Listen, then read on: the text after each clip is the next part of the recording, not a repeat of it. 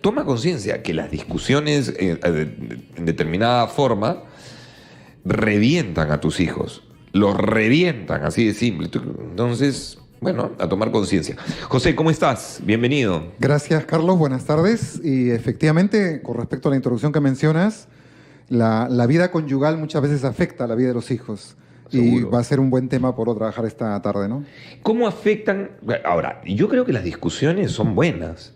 Y que si los chicos viven, o sea, tú no puedes vivir poner a tus hijos a una urna, ¿no?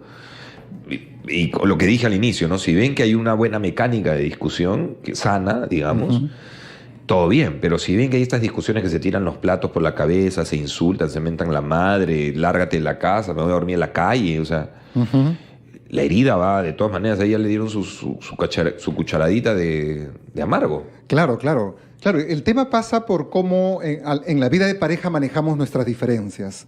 Porque son legítimas tener diferencias. Claro. Porque cada uno viene con su propia historia de vida, cada uno tiene su propio mundo, y son dos culturas que se unen. Entonces es casi inevitable que puedan y vayan a chocar. Entonces, pero ¿cómo se maneja esas diferencias? Es lo que va a determinar la salud de la pareja como la salud mental, psicológica, también de los hijos.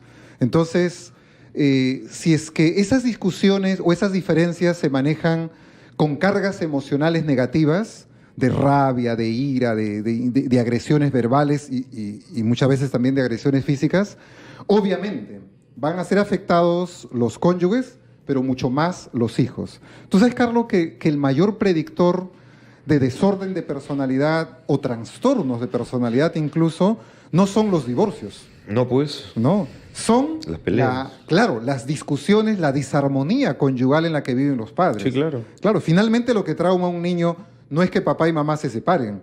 Lo que los trauma es la convivencia en guerra en la cual viven.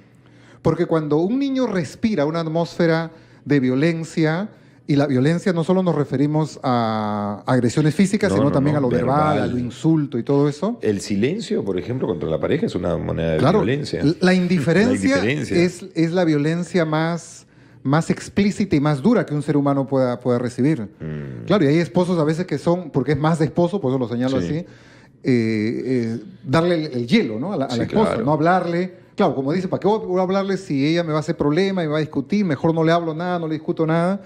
Y se ponen en esa pared de indiferencia, ¿no? Sí. Y eso es una agresión también. Eso los chicos los revienta, me decías. Claro, porque mira, los niños leen, a diferencia de nosotros, los adultos que ya hemos perdido un poco la lectura emocional, los niños sí, tienen lectura emocional mucho más prendida, ¿no? Okay. Más susceptible, más sensible ahí, ¿no? Entonces ellos se dan cuenta hasta con la mirada, cómo un papá mira a mamá y el niño puede interpretar esa mirada o darse cuenta que es una mirada de agresión, de desprecio, de indiferencia.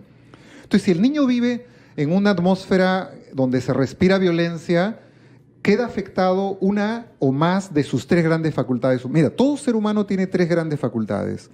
Uno es su mente, otras son sus emociones y otra es su voluntad. Todos los desórdenes y trastornos de personalidad tienen que ver con un daño en uno o en más de uno de ellos. El psicótico es un daño más a nivel mental, el depresivo más a nivel emocional. Casi todas las adicciones tienen que ver con un daño a nivel volitivo. Entonces, todos esos daños se producen en la atmósfera familiar en la que vive un niño. Entonces, es importante cómo se lleva esa convivencia conyugal y ese vínculo parental también. ¿Qué pasa con o sea, está clarísimo que le afecta, ¿no?, a los niños? ¿Y qué pasa? O sea, ¿eso en el futuro puede significar que el niño sea, o sea, qué disfunción? Dependiendo del grado de violencia en que se viva, puede desarrollar un desorden de personalidad que todos lo tenemos, cierta timidez, inseguridad, falta de habilidades sociales, o terminar en un trastorno de personalidad. La psicosis, la neurosis, los borderline, que son trastornos de personalidad, también se han incubado en la atmósfera familiar en la cual han vivido ahí. Claro. Entonces, ¿qué es lo que pasa? ¿Qué es lo que pasa en el cerebro de un niño, sobre todo cuando vive en una atmósfera de violencia? Entonces, está probado científicamente, neurológicamente, que la parte prefrontal del cerebro de un niño que vive en una atmósfera de violencia queda como bloqueado en su parte de gobernar la parte emocional que tiene como ser humano. Uh-huh. Estoy con José Valdeón, psicoterapeuta, y estamos hablando de cómo afectan a nuestros hijos, a los niños, las discusiones de los padres, las discusiones mal llevadas, esas que acaban a patadas, puñetes, mentada de madre, histeria, locura, raya, ¿no? Y ahora nos va a dar algunos alcances de cómo discutir, porque la pelea tiene reglas. O sea, es como la guerra. La guerra tiene reglas. Uh-huh, uh-huh. O sea, aún en la guerra hay reglas. Uh-huh. No, en esta zona no se dinamita, esta zona es una zona de niños. Ya, igual tiene que ser en las discusiones de pareja o de entre vínculos. Claro, sí, definitivamente, ¿no? Mira, Carlitos, Gottman es uno de los grandes terapeutas de pareja que ha investigado mucho el tema de las peleas, de los conflictos, ¿no? Y él propone que hay 4 caballos, él les llama así, 4 caballos del apocalipsis que destruyen una relación. Claro. Y los 4 caballos tienen que ver con actitudes que las parejas hacen a la hora de manejar sus diferencias. Ok, ¿qué destruye una relación? ¿Qué es lo que destruye la relación, no? Alguna vez me lo has contado, pero cuéntalo nuevamente, sí, porque es bien importante. Exactamente. El primer caballo del apocalipsis es la crítica. La crítica. Entonces, como nosotros a la hora de unirnos con una pareja tenemos diferencias, y como generalmente nos hemos casado con una imagen de lo que creemos que es el otro, y cuando en la realidad nos damos cuenta que no es así, entonces empieza la lucha por querer cambiar al otro. Y una de las armas para poderlo cambiar es la crítica. Sí, claro. Y la crítica siempre empieza generalmente con 2 palabras. El tú siempre y el tú nunca. ¿No? Tú siempre eres un irresponsable, tú siempre haces esto, tú siempre haces aquello. Cuando tú abres esa puerta, el tú siempre, tú nunca, ya quebraste cualquier posibilidad de ya lo sentenciaste. Exactamente. O sea, ya no cambies ya porque tú siempre. Exactamente, exactamente. Entonces, si las parejas se mueven a nivel de la crítica, entonces la guerra aumenta. Se expande, claro. Claro, ¿no? Crece. Entonces se agreden mutuamente. Entonces eso no soluciona nada, ¿no? Correcto. Entonces, el segundo caballo tiene que ver con lo que se llama la actitud defensiva que va a asumir el otro. Correcto. Entonces, y la forma defensiva en que va a asumir el otro... Mira, la crítica es bien interesante también lo que descubre Gottman, ¿no? Es más típico de las mujeres. Los dos están presentes como mujeres, sí, pero la crítica es más típico de las mujeres, en cambio la actitud defensiva es más típico de los hombres. Y mira, y el hombre... para defenderse hace una de estas 2 cosas, o a veces las 2 cosas. Una es justificarse. No, yo voy a jugar pelota porque es para mi estrés, tú sabes que yo trabajo mucho. Claro. ¿No? Entonces se justifica o ataca también. Claro. Esas son las 2 maneras en que se va a defender frente a la crítica. Porque él obviamente, la lectura que tiene, y no está equivocado en que la crítica lo lee como una agresión que está recibiendo de la pareja, ¿no? Y efectivamente eso no va a producir el cambio, ¿no? El tercer caballo, o sea, las parejas van evolucionando también en su evolución, por llamarlo así, ¿no? Claro. Ante mucha crítica, ante mucha defensa, llega un momento en que se amurallan.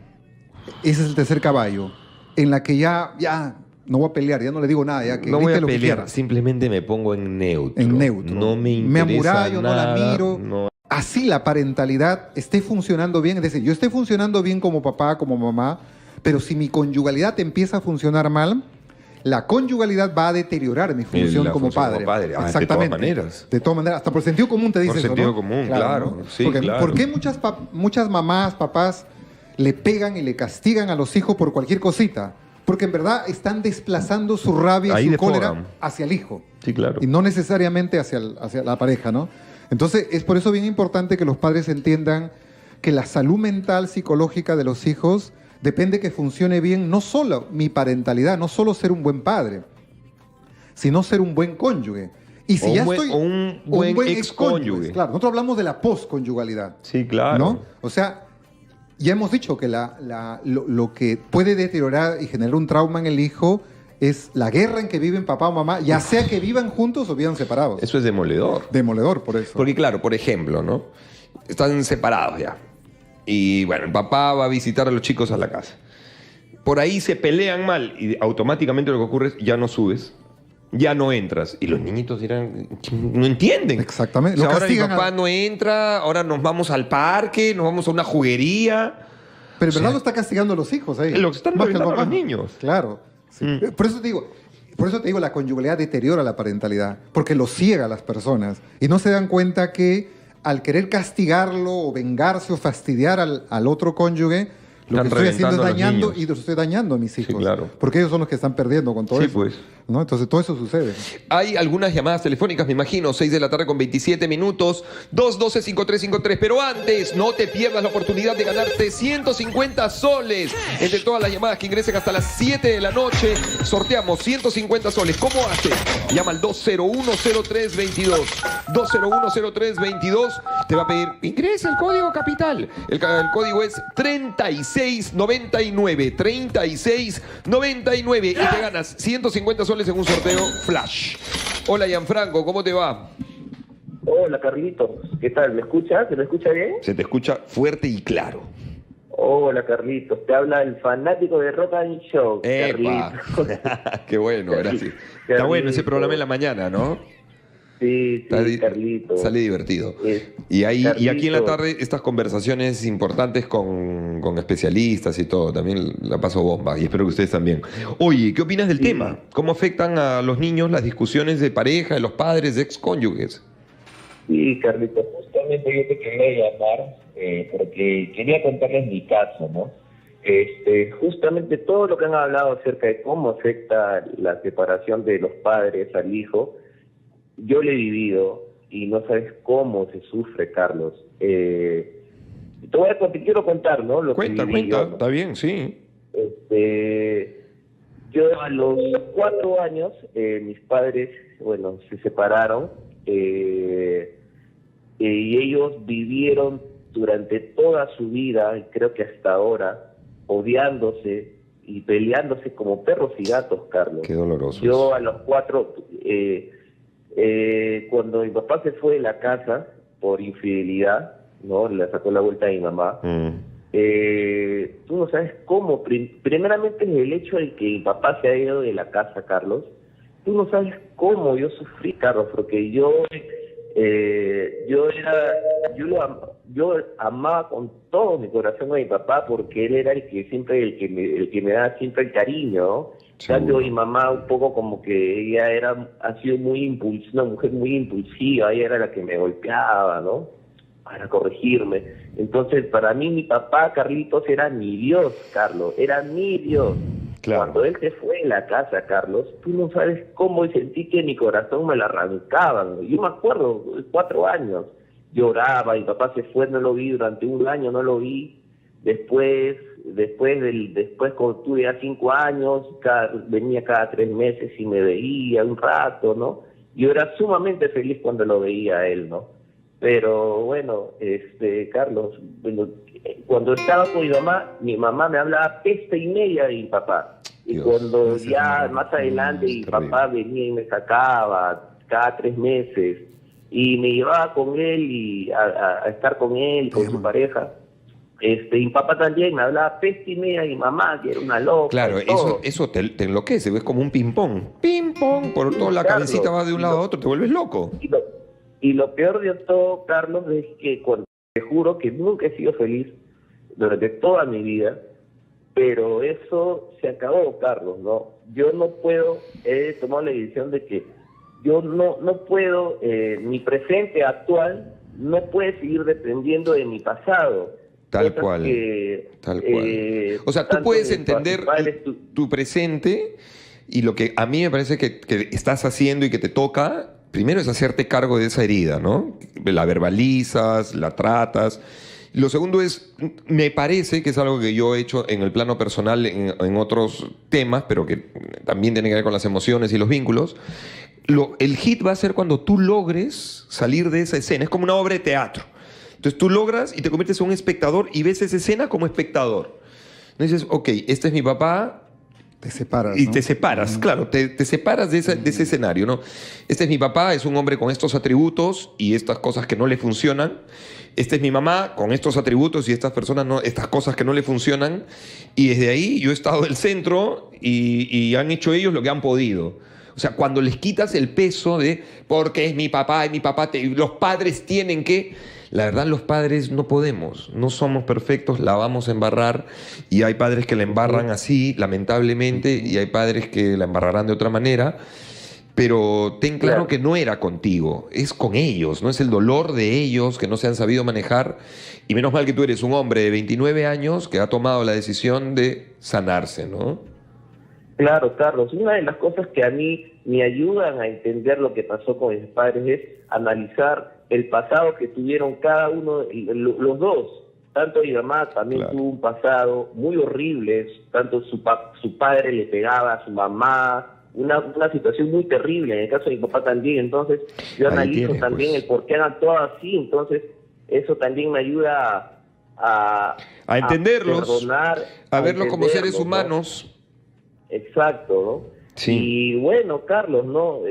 Pues por eso, ¿sabes qué, Carlos? Discúlpame que te diga esto, pero yo, que tal vez no viene el tema, pero yo te admiro mucho a ti, Carlos, ¿sabes? Porque, o sea, yo me considero un fan tuyo, te quiero bastante, Carlos, y te admiro bastante porque tú eres un hombre que también has pasado por situaciones difíciles, sé que has pasado por situaciones difíciles en tu vida, pero en medio de eso, tú has podido salir adelante, tú eres un hombre que se come el mundo, amas lo que haces, y has logrado tener éxito en tus objetivos. Carlos, yo te admiro bastante, de verdad, yo te tengo un cariño muy especial, te considero como un hermano mayor. Yo te agradezco, te agradezco a ti. Carlos. Eso es un vínculo que se genera porque seguro nos escuchamos hace mucho tiempo, escuchas la radio, y yo tengo 20 años trabajando en la radio y en los medios y en la tele y todo, y como yo cuento mis cosas y hay un vínculo y hay una onda, y te agradezco. Y yo creo que lo que tú sientes que o puedes decodificar o sentir que yo hago aplica exactamente lo mismo a tu vida y a la vida de cualquiera. Yo no soy ni Astro Boy ni nada. Yo soy una persona como todos. Todos tenemos una herida. Aparecer en la tele no me hace ni exclusivo, ni diferente, ni nada.